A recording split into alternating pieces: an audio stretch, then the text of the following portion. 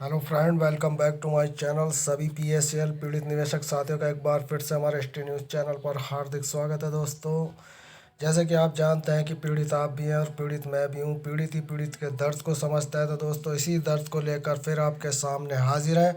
हम जानते हैं कि आपको हमारी न्यूज़ बकवास लगती है, और लगे भी क्यों ना, क्योंकि न्यूज़ के अलावा कुछ और हम लोगों के पास होता नहीं। आप लोगों को कभी आपके कैप्चा में कमियां बताकर, कभी आपके फॉर्म भरने की गलतियां समझाकर, इसी तरीके की न्यूज़ दे देकर हम लोग आप लोगों को बोर करते रहते हैं। ये तो साफ जाहिर है। लेकिन दोस्तों, फिर भी मैं आपको बता दूं कि हम लोग जहां तक है पीएसएल के पीड़ित निवेशक हैं, और पीड़ित निवेशक का एक दूसरे के साथ साझा जानकारी करना एक अच्छी बात है। उसी पर्पस से हम अपनी वीडियो बनाते हैं। दोस्तों, आज जो मैं अपनी वीडियो बनाने का पर्पस है वो ये है कि निवेशकों के लिए जो ऑनलाइन प्रोसीजर बॉन्ड सबमिट कराने की एक प्रक्रिया सेबी विभाग की तरफ से चालू की गई है, उसमें निवेशकों के सामने कितनी परेशानियां आई हैं और आती चली आ रही हैं। यहाँ दोस्तों, हम बात शुरू से लेकर और अब तक की कर रहे हैं। शुरू में जो सेबी विभाग ने अपने पोर्टल पर पीएसएल निवेशकों के बॉन्ड सबमिट कराए थे, उन बॉन्ड सबमिट करने में इतनी टफ प्रक्रिया, यानी कि इतनी एक तरह के ये समझ सकते हैं कि उलझाने वाली प्रक्रिया निवेशकों के सामने रखी गई। और निवेशक इस तरीके से उस प्रक्रिया से भयभीत है जैसे हाई स्कूल का एग्ज़ाम देते हुए बच्चा घबराता है। ठीक इसी तरीके से निवेशकों का यहाँ पर ऑनलाइन प्रोसीजर में बॉन्ड सबमिट करने से लेकर और अभी तक जो रिफ़ंड प्रोसीजर चल रहा है उसमें बहुत परेशानियाँ आ रही हैं। जो दोस्तों, ऐसी परेशानी हमारे सामने मूलचंद प्रसाद जी ने भेजी है। तो मूलचंद प्रसाद जी का कहना है कि जब पीएसएल सीआईएस के तहत काम कर रही है तो प्लॉट में यस का क्या मतलब है। जहाँ दोस्तों, हम जैसे कि अभी आपको बता रहे थे कि निवेशक के सामने इतनी परेशानियां हैं कि उन परेशानियों को वो सॉल्व नहीं कर पा रहा, और यही वजह है कि उस निवेशक को पैसे नहीं मिल पा रहे हैं। तो यहाँ पर मूलचंद जी का कहना बिल्कुल सही है कि जब पल्स सीआईएस के तहत काम कर रही है तो प्लॉट में यस का क्या मतलब है। तो दोस्तों, ये सब एक प्रक्रिया का हिस्सा है, और ये प्रक्रिया के वो हिस्से हैं जो अज्ञानता का एक सबूत निवेशकों के सामने पेश किया जा रहा है।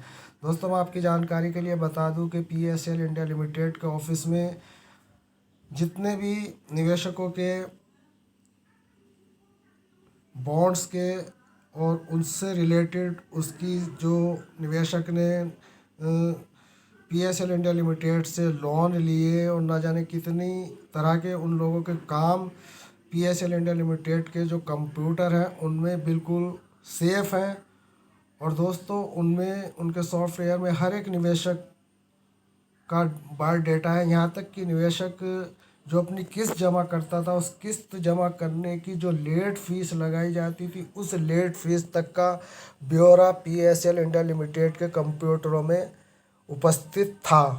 तो दोस्तों, था हमने इसलिए लगाया क्योंकि सेवा विभाग की जो प्रक्रिया चल रही है उससे ऐसा लगता है कि पीएसएल इंडिया लिमिटेड के जितने भी कंप्यूटर और उनकी जो जानकारियां निवेशकों की उनमें थी, उनका इनके पास कोई डेटा नहीं है। यानी कि इनके पास ना तो उन्होंने कोशिश करी कि पीएसएल इंडिया लिमिटेड जितनी भी निवेशकों के सीएससी हैं, निवेशकों के बॉन्ड्स वगैरह जहाँ से निकाले जाते थे, वो कंप्यूटर आज भी पीएसएल इंडिया लिमिटेड के ऑफिसों में बेकार पड़े हैं। और अब तक वो शायद है कि वो सब कुछ उनको जंग लग गया हो गया। आज लगभग 7-8 साल से ऑफिस बंद है, और उन ऑफिसों में हर एक प्रत्येक छोटे बड़े निवेशक का वहाँ पर डेटा है। लेकिन दोस्तों, यहाँ पर सेबी विभाग ने जिस तरीके से निवेशकों के सामने रिफंड प्रोसीजर के कैप्चे भरवाए, सेबी ऑनलाइन प्रोसीजर के माध्यम से, उन कैप्चों में अगर छोटी मोटी कोई कमी है तो दोस्तों उसको भी यहाँ पर पैसे ना देने का माध्यम बना दिया गया, जबकि इसकी कोई ज़रूरत नहीं है। क्योंकि सीधी सी बात है कि निवेशक के पास बॉन्ड है, और निवेशक बॉन्ड को आपके पास सबमिट कर रहा है, और उसके पास अगर एक रसीद या दो रसीद है वो भी आपको दे रहा है, और उस रसीद और उस बॉन्ड के यूटी नंबर के माध्यम से आपके सामने जो कंप्यूटर पीएसएल इंडिया लिमिटेड के ऑफिसों में से आपने जब्त नहीं किया, अगर वो कंप्यूटर वगैरह आपके अंडर में होते तो आप लोगों को प्रत्येक सीएससी के निवेशकों का पैसा देना आसान होता। मिसाल के तौर पर हमारे यूपी क्षेत्र में अगर किसी ब्रांच के निवेशकों के 20 करोड़ 10 करोड़ जितना भी पैसा उस ब्रांच से जमा किया और उस ब्रांच से ही देनदारी थी, तो उसी ब्रांच के कंप्यूटर और उनके जितने भी वहाँ पे इनके क्या बोलते हैं कि जितने भी कंप्यूटर थे, जितने सॉफ्टवेयर थे, उनमें सब प्रत्येक पीएसएल निवेशकों का डेटा वहाँ पर उपस्थित है। उसको अपने पास एकत्रित ना करने की वजह से ये सारी कमियां आ रही हैं। यानी कि पीएसएल इंडिया लिमिटेड का प्रोसीजर तो सेबी विभाग ने चालू किया, लेकिन आधी अधूरी जानकारी, यानी कि इसके पास कुछ भी जानकारी नहीं है। केवल ये आप लोगों के द्वारा भेजे गए बॉन्ड के आधार पर ही और उनमें अपने जो द्वारा जो कैप्चे बनवाए गए हैं इस पीएसएल इंडिया लिमिटेड की जो ऑनलाइन प्रोसीजर है, उसमें कैप्चे अगर आपका यस नो में ज़रा से भी एक नुक्ते का भी अंतर आ जाता है तो तब भी आपका पैसा वहाँ पर रोक दिया जाता है। कि सीधी सी बात तो यह है कि पीएसएल इंडिया लिमिटेड के पास पल्स निवेशकों का कोई डेटा नहीं है। और ये एक हमारे यहाँ कहावत है कि चलो वो कहावत नहीं कहते, लेकिन इतना ज़रूर बता देंगे कि वो कहावत क्या है। अंधी दाई वाली कहावत है, सीधी सी बात है। और निवेशकों को पैसे देने के प्रोसीजर में गुमराह किया जा रहा है, क्योंकि पीएसएल इंडिया लिमिटेड के 49,100 करोड़ रुपए की देनदारी जो इस वक्त की जा रही है पीएसएल इंडिया लिमिटेड के निवेशकों के लिए, उसमें निवेशकों के जो पैसे दिए जा रहे हैं वो बिल्कुल गलत तरीके से दिया जा रहा है। क्योंकि यहाँ पर जिस निवेशक का पूरी मैच्योरिटी हो गई और उसके पास अगर स्लिप नहीं है और उसके पास केवल बॉन्ड में लगी एक स्लिप है या कोई आखिरी स्लिप है, वो अगर सबमिट कर दिया जाता है तो दोस्तों उसका पूरा का पूरा पैसा यहाँ पर ख़त्म कर दिया जाता है। केवल उसके द्वारा जो भेजी गई 1 या 2 रसीद है उसका ही पैसा यहाँ दिया जा रहा है। भले वहाँ पर आपका 1 लाख रुपया जमा है या 1 करोड़ रुपया जमा है, लेकिन जो आप रसीद सबमिट करेंगे केवल उसी का पैसे देने का मतलब यह है कि अगर किसी का 1 लाख रुपया और उसने 10,000 की किस्त आपको स्लिप दी और उस स्लिप का आधार पर ही आपने पैसे लौटा दिए, तो आपने उस निवेशक की जो डिटेल थी उस पीएसएल इंडिया लिमिटेड के ऑफिस में, उस डिटेल का जो आपके पास कोई ब्यौरा नहीं है, जो कोई कंप्यूटर उस सीएससी का जिस सीएससी से वो बॉन्ड निवेशक तक पहुंचाया गया, उस सीएससी का सब कुछ उस बॉन्ड के अंदर अता पते होते हैं। और लेकिन सेबी विभाग के पास किसी भी यानी कि किसी भी निवेशक का कोई डेटा नहीं है। केवल आपके भेजे गए डॉक्यूमेंट के आधार पर ही पैसे देंगे और अपने द्वारा जो इन्होंने कैप्चे भरवाए गए हैं उसमें अगर एक नुक्ते की भी गलती है तब भी आपका पैसा रोक लिया जाता है। तो दोस्तों मैंने आपसे बताया था कि हाई स्कूल के एग्ज़ाम से भी ज़्यादा कठिन यहाँ पर पीएसएल के रिफ़ंड प्रोसीजर के कैप्चे जो भरवाए गए हैं उसमें इससे भी ज़्यादा यानी कि हार्ड बनाया गया उसको। और हालात ये है कि निवेशकों ने जो पीएसएल के निवेशक थे उनमें से सभी निवेशकों ने बॉन्ड ऑनलाइन प्रोसीजर में सबमिट नहीं कराए।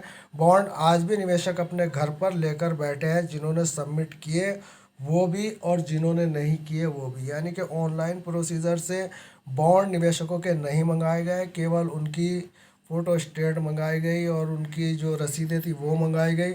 उनके आधार पर निवेशकों का अमाउंट दिया जा रहा है, जो कि एकदम गलत है।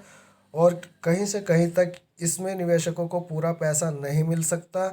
यही वजह है जो आज भी निवेशक अपने पैसे को लेकर परेशान है। संगठन इस वक्त चुपचाप इसलिए बैठे हैं क्योंकि कोरोना महामारी का जो इस वक्त दौर है, इस दौर में निवेशक एकजुट नहीं हो सकते और कोई धरना प्रदर्शन नहीं कर सकते।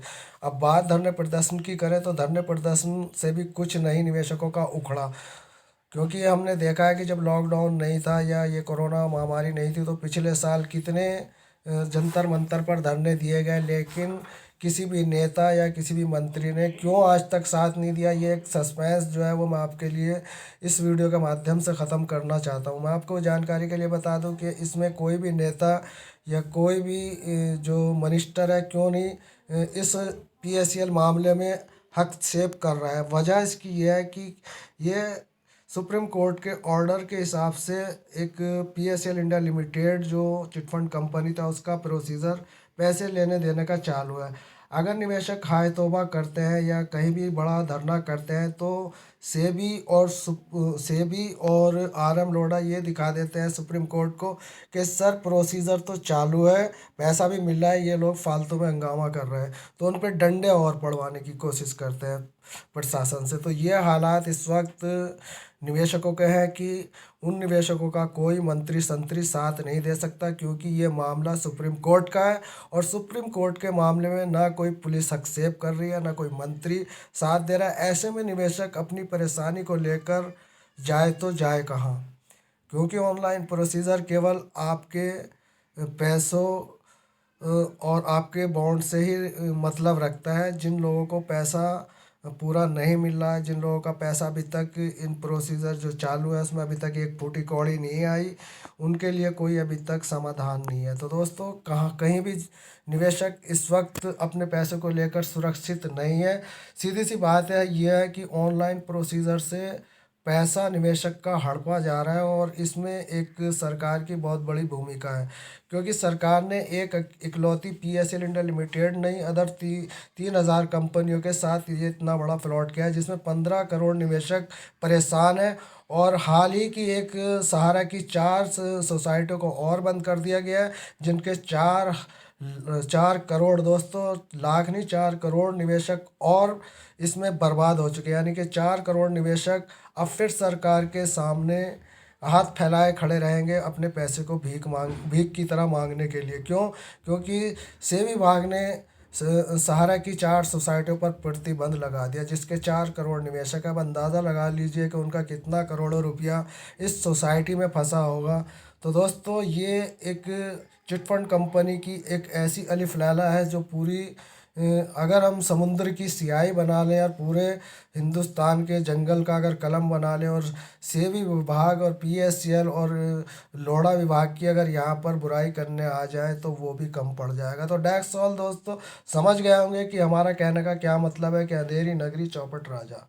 तो यहाँ पर हिंदुस्तान में इस तरीक़ा का अंधेर गर्दी चल रही है जो पीएसएल के 49,100 करोड़ रुपए की लूट यहाँ पर प्रजातंत्र में राजतंत्र की लूट की गई है, बड़ी सफाई से की गई है, जिसको गोद मीडिया ने आज तक नहीं दिखाया। गोद मीडिया ने 15 करोड़ और प्लस ये 4 करोड़ जो अब सहारा के निवेशक बर्बाद हुए उनको जोड़कर 20 करोड़ निवेशकों को इस वक्त गोद मीडिया ने अपने चैनलों से साफ कर दिया, गुमराह करने के लिए न जाने कितने ऐसे स्क्रिप्ट इन गोद मीडिया को लिख कर दे दी जाती है जो 15 करोड़ निवेशकों की किसी भी धरना हो, प्रदर्शन हो, कहीं पैसे की परेशानी हो, कोई फांसी खाकर मर जाता है, कोई जहर खाकर मर जाता है, कुछ भी करता है, किसी भी चैनल वाले को कोई लेना देना नहीं है। दोस्तों ले देकर ये सोशल मीडिया के माध्यम से हम एक दूसरे से अपनी विचारों को आदान प्रदान करते हैं और इस आदान प्रदान में ही हम कोई अच्छा रास्ता निकालने की कोशिश करते हैं कि सभी निवेशकों का पैसा मिल जाए।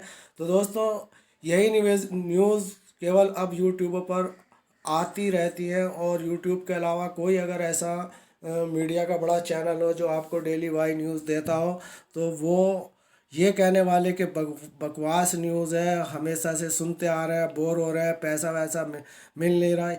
तो दोस्तों पैसा देना ना देना ये तो सरकार के हाथ में। और जो इस वक्त पैसे से रिलेटेड जो यहाँ पर कमियां दर्शाई जा रही हैं, जो सेबी विभाग की कमियां आपको दर्शा चुके, और मदन चौहान प्रसाद जैसे एक समझदार निवेशक ने इस बात को उठाया कि जब पीएसएल सीआईएस के तहत काम कर रही है तो प्लॉट में यस का क्या मतलब है।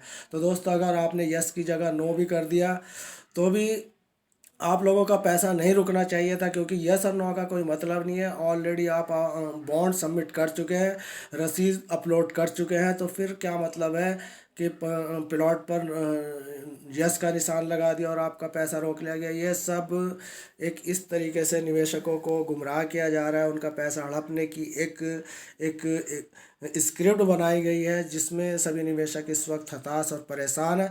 तो दोस्तों, बकवास न्यूज़ सुनने के लिए आपका बहुत बहुत थैंक यू। आपने हमारी वीडियो सुन के आपने अपना बहुत कीमती टाइम दिया। लेकिन दोस्तों, आपके मन में भी जो बात हो, जो विचार हो, जो आपकी जानकारी आपके अंदर हो, तो हमारे कमेंट बॉक्स में आप दीजिए। हम आपकी जानकारी, आपके सुझाव, आपकी बताई गई हर बात को निवेशक तक पहुंचाने की कोशिश करेंगे। तो दोस्तों, मिलते हैं फिर नेक्स्ट वीडियो में किसी पल्स की नई न्यू अपडेट के साथ, चाहे भले ही वो सेबी की ना हो, हम अपनी न्यूज़ देते हैं। तो दोस्तों, न्यूज़ पसंद आए तो चैनल